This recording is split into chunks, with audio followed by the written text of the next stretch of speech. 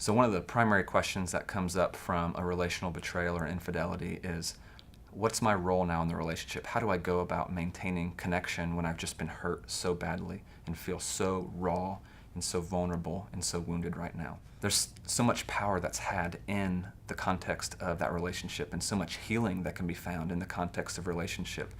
The primary response that I hear from folks who have been wounded, whose partner have engaged in some form of cyber addiction, is wanting to move away from the relationship, wanting to not ever be hurt this badly again, to not want to allow themselves to be vulnerable in relationship again, to perhaps put up protective measures such as never trusting the partner, not trusting themselves in relationship again.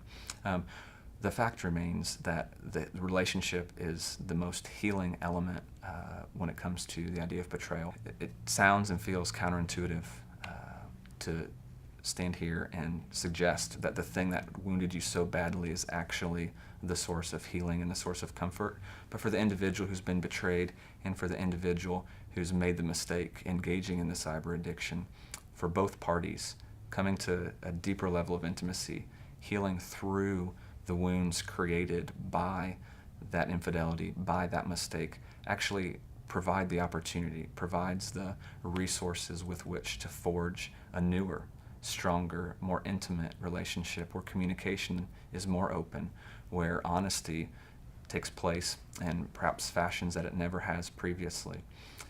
There's such a natural tendency in the face of an injury, in the face of a betrayal, to move towards very self-protective measures.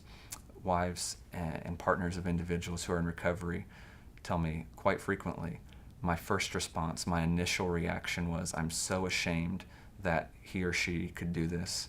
I don't know what to do, and I just want to leave. I want to get out of the relationship. I feel like this is all my fault. I feel like I'm insufficient somehow, or I wasn't a good enough partner sexually. I wasn't engaged in the relationship enough emotionally. In some way, there's a lot of self-blaming that comes with that guilt, that comes with that shame following disclosure, when the fact remains that it's two parties creating this situation.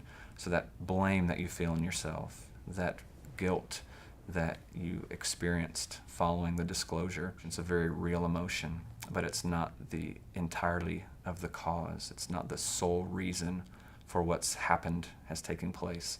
Certainly there are characteristics within the individual who's engaged in that cyber addiction, who's engaged in the infidelity or the betrayal, that have to be looked at and examined as well. And that's the importance of, as a couple, engaging in the therapeutic process in addition to signing up for a product like Saavi. Multiple levels of accountability, multiple levels of facilitating a different type of connection, a different level of intimacy, and a different layer of healing taking place.